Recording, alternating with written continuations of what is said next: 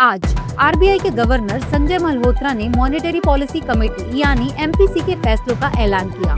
सबसे अहम फैसला यह रहा कि आरबीआई ने रेपो रेट को 5.25% पर ही बनाए रखा है।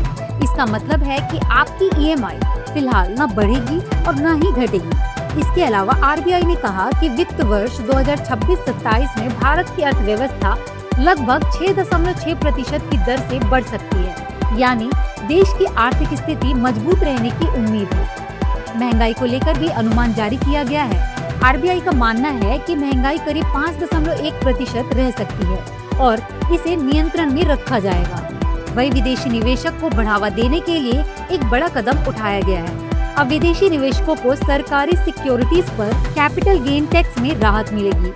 इससे भारत में विदेशी निवेशक बढ़ने की संभावना है। इस खबर का असर शेयर बाजार में देखने को मिला। सेंसेक्स और निफ्टी दोनों में तेजी आई और बैंकिंग शेयरों में अच्छी खरीदी देखने को मिली।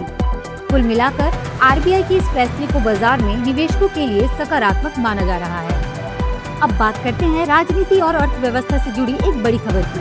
देश की आर्थिक स्थिति को लेकर कांग्रेस और बीजेपी के बीच तीखी बहस देखने को मिली है। सबसे पहले कांग्रेस की बात करें तो पार्टी के वरिष्ठ नेता जयराम रमेश ने सरकार पर कई सवाल उठाए हैं। उनका कहना है कि निजी निवेश उम्मीद के मुताबिक नहीं बढ़ रहा है।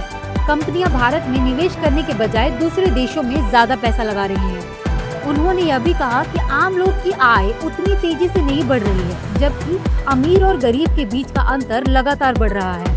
साथ ही उन्होंने चीन से बढ़ते आयात पर चिंता जताई और कहा कि इससे भारतीय उद्योग को नुकसान हो सकता है। इसी बात पर बीजेपी नेता अमित मालवीय ने कांग्रेस के आरोपों को पूरी तरह गलत बताया।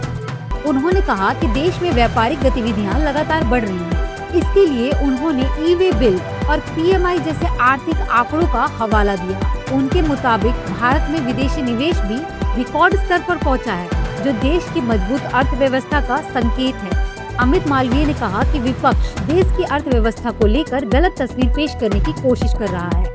अब सवाल यह है कि देश की आर्थिक स्थिति पर किसकी बात ज्यादा सही है। इसका फैसला आने वाले समय में आर्थिक आंकड़े ही करेंगे।